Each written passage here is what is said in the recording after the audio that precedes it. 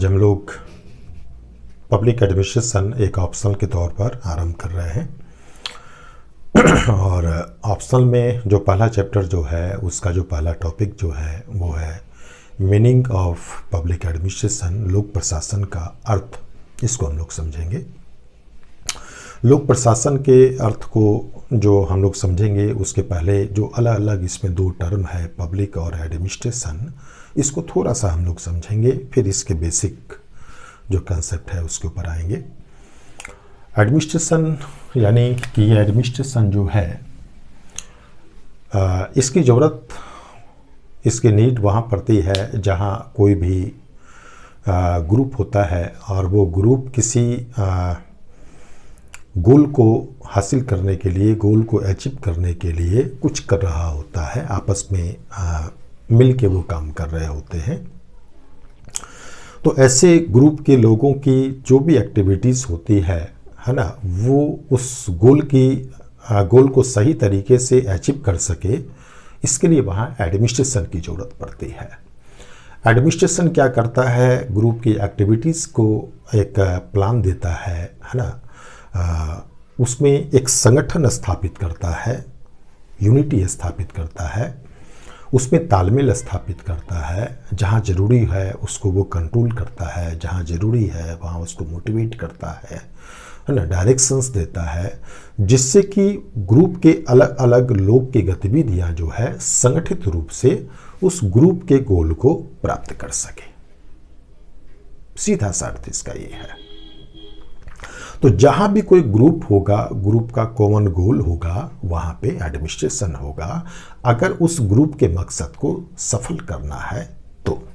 Without administration group जो है वो एक भीड़ बन जाएगा और भीड़ कभी भी जो है एक संगठित लक्ष्य की प्राप्ति में सफल नहीं हो सकती। यह ग्रुप जब किसी प्राइवेट इंटरेस्ट के लिए काम कर रहा होता है तो उसको प्राइवेट ऑर्गेनाइजेशन या प्राइवेट एडमिनिस्ट्रेशन कहते हैं, और जब यह ग्रुप किसी पब्लिक इंटरेस्ट के लिए काम कर रहा होता है, सरकार के इंटरेस्ट, गवर्नमेंट के इंटरेस्ट के लिए काम कर रहा होता है, गवर्नमेंट के किसी पर्पस को हासिल करने के लिए काम कर रहा होता है, तो ऐसे ग्रुप को और इसमें चल रहे एडमिनिस्ट्रेशन को जो है हम लोग पब्लिक एडमिनिस्ट्रेशन के रूप में जानते हैं। चूँकि लोकहित, जब हम पब्लिक इंटरेस्ट की बात करते हैं तो गवर्नमेंट ही एकमात्र ऐसा इंस्टीट्यूशंस है जो पूरी तरह पब्लिक इंटरेस्ट के लिए ही काम करता है। चूँकि गवर्नमेंट का एग्जिस्टेंस ही पब्लिक इंटरेस्ट को सर्व करने के लिए हुआ है, इसलिए जनरली जो गवर्नमेंट के इंस्टीट्यूशंस जो होते हैं उनके अंदर जो एडमिनिस्ट्रेशन जो होता है उसको हम लोग पब्लिक एडमिनिस्ट्रेशन के तौर पर जानते हैं, है ना। मोटे तौर पर ये आप समझिए।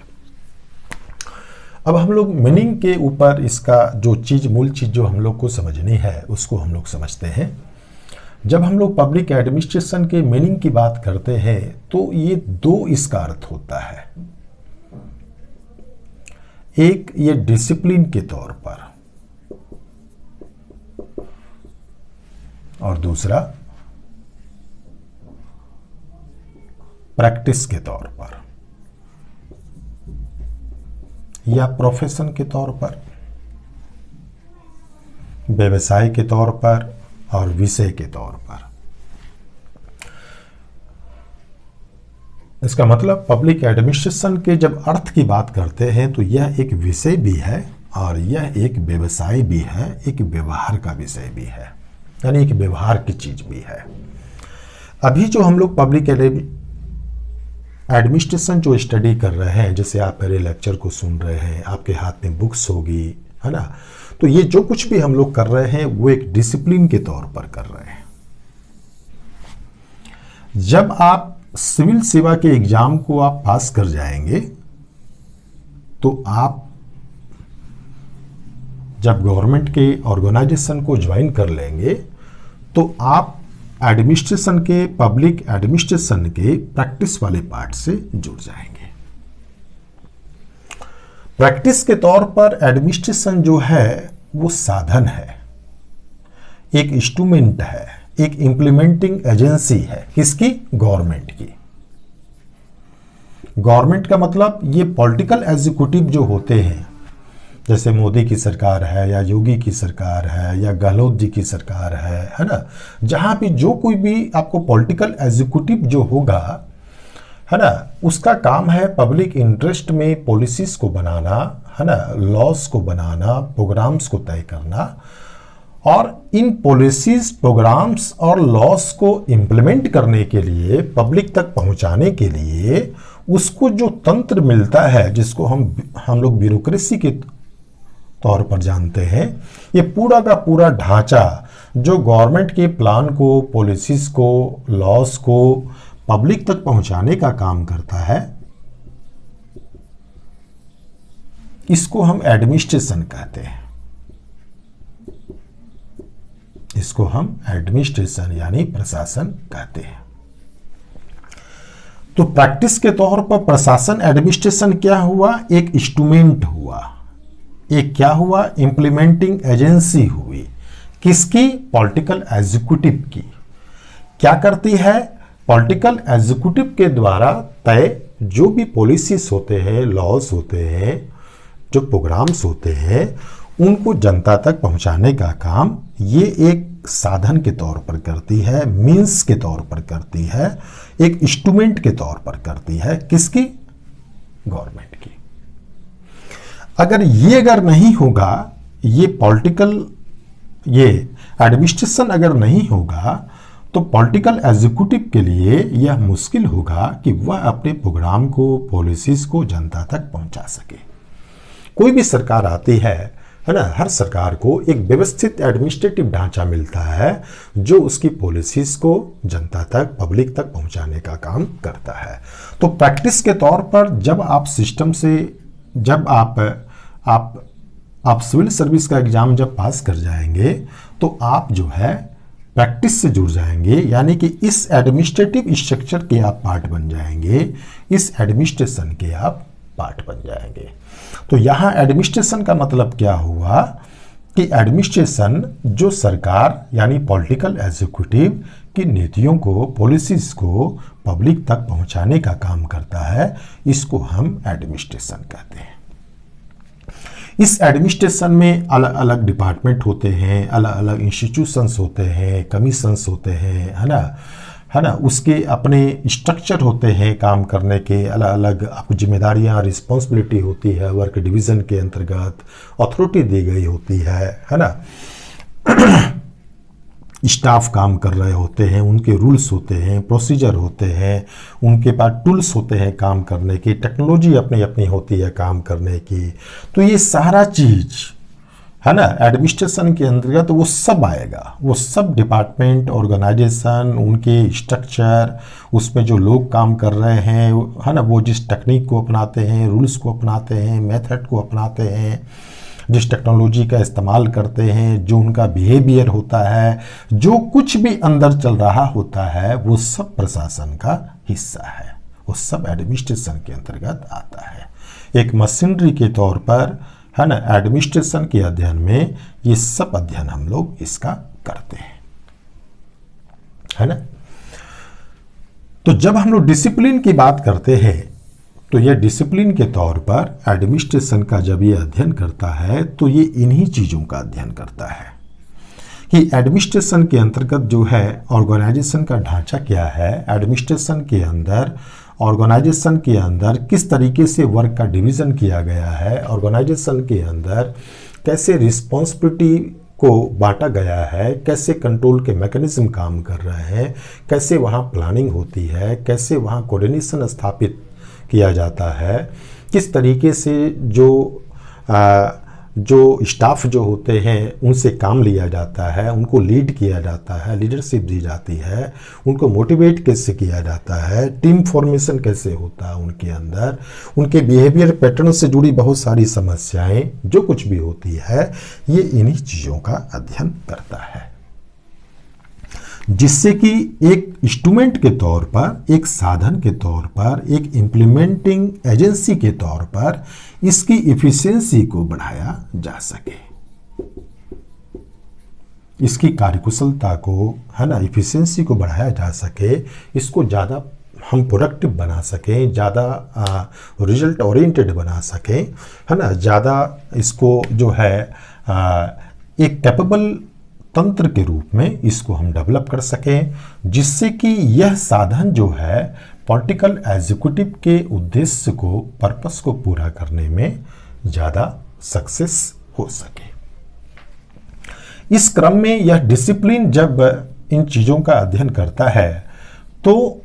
वह ऑर्गेनाइजेशन के अंदर जो है, जो भी वर्किंग चल रहा होता है, जो ऑर्गेनाइजेशन का ढांचा हो, बिहेवियर हो, तकनीक हो, जो कुछ भी है, वह उससे जुड़ी समस्याओं का अध्ययन करता है, उससे जुड़े चैलेंज का अध्ययन करता है ना, और देखता है कि किस तरह की चीज़ें जो है इसमें जो है चेंज की जा सकती है, कौन सी ऐसी बीमारियां हैं जिसमें बदलाव की ज़रूरत है, जिससे यह मशीन ठीक हो सकती है।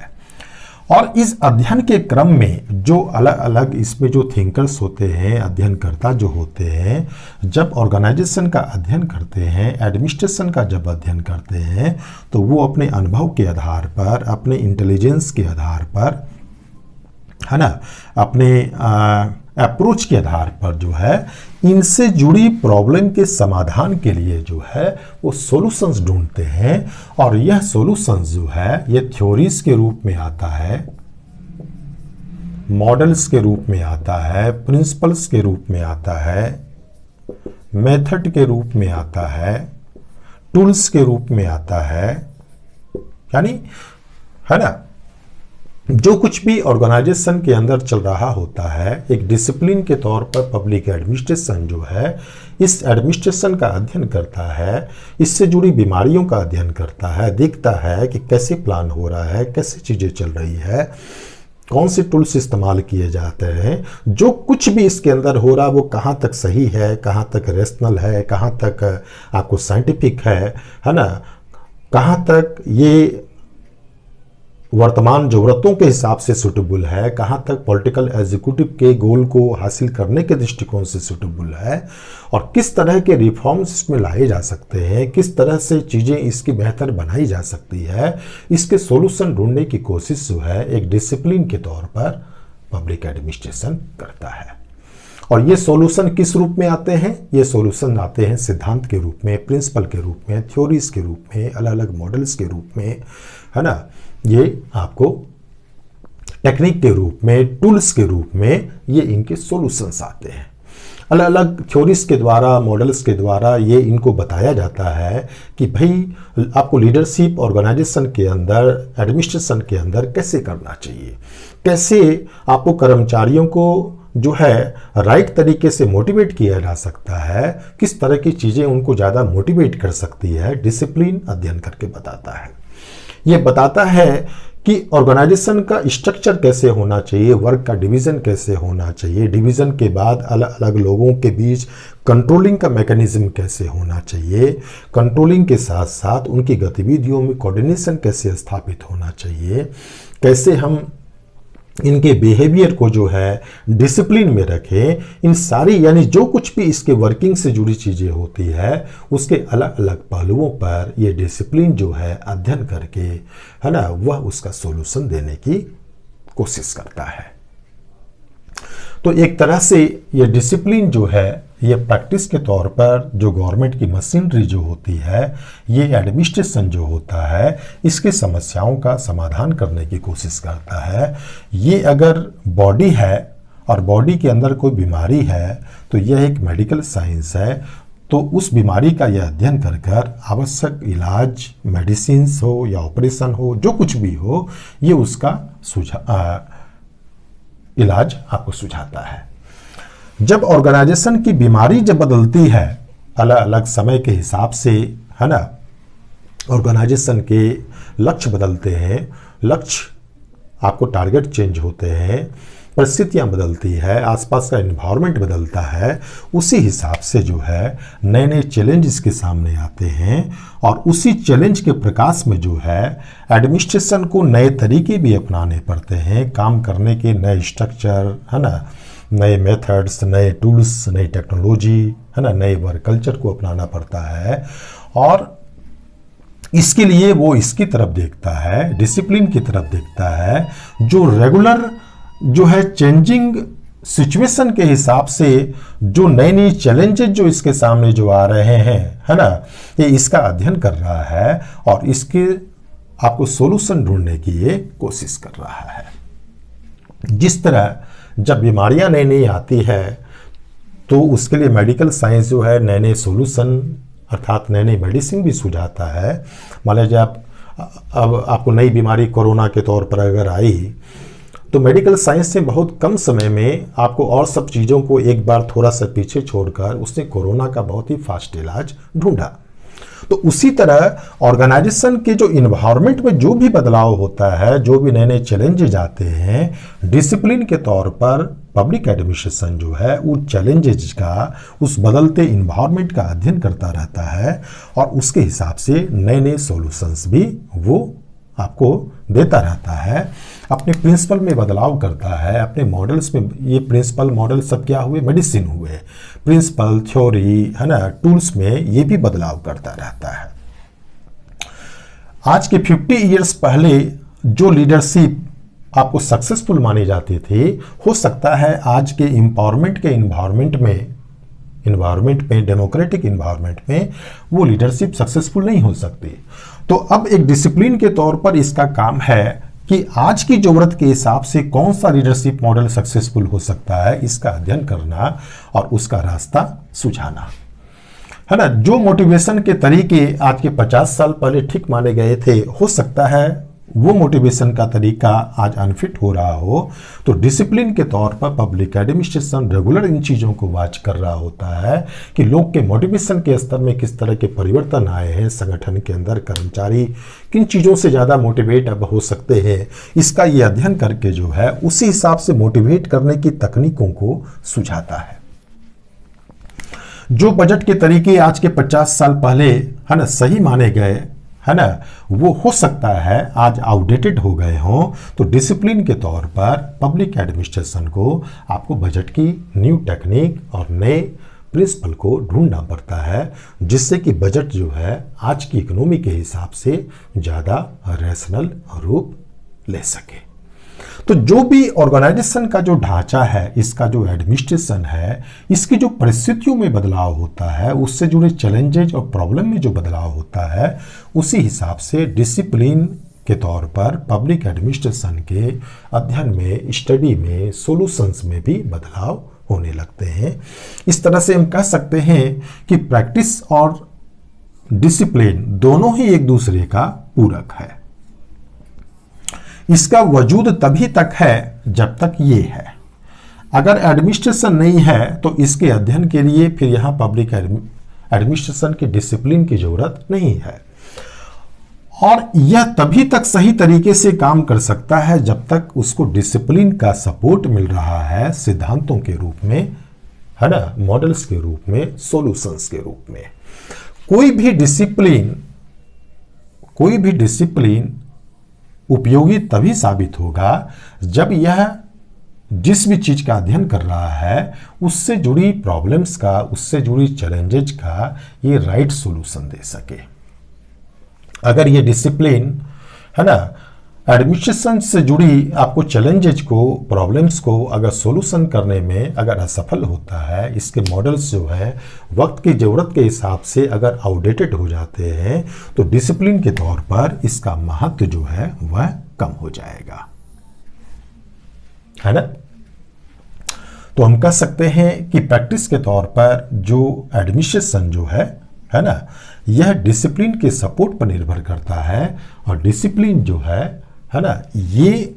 अपनी भूमिका कितनी रैशनल तरीके से निभा रहा है, कितने बदलते परिवेश को, इन्वायरमेंट को ध्यान में रख कर निभा रहा है, इनके सिद्धांतों में, प्रिंसिपल में, थ्योरीज में, है ना, आपको मॉडल्स में, आपको सॉल्यूशंस में कितनी व्यवहारिकता है, कितनी प्रेजेंट और फ्यूचर की नीड्स की उसमें पूर्ति की गई है, इस बात पर डिपेंड करता है कि एक पब्लिक एडमिनिस्ट्रेशन डिसिप्लिन के तौर पर कितना सही काम कर रहा है, कितना सक्सेसफुल है ना।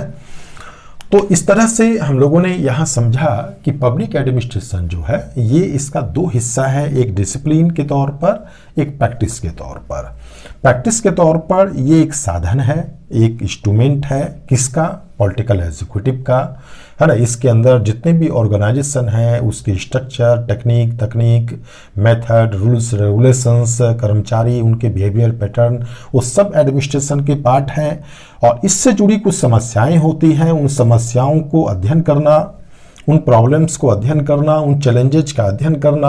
और उनका सही सॉल्यूशन ढूंढना जो है ये डिसिप्लिन का काम होता है। एनवायरनमेंट में बदलाव होता है ना, उसी हिसाब से एडमिनिस्ट्रेशन की प्रॉब्लम और चैलेंजेज में भी बदलाव होता है, उसी हिसाब से इसके अध्ययन, स्टडी और सॉल्यूशन में भी बदलाव का होना जरूरी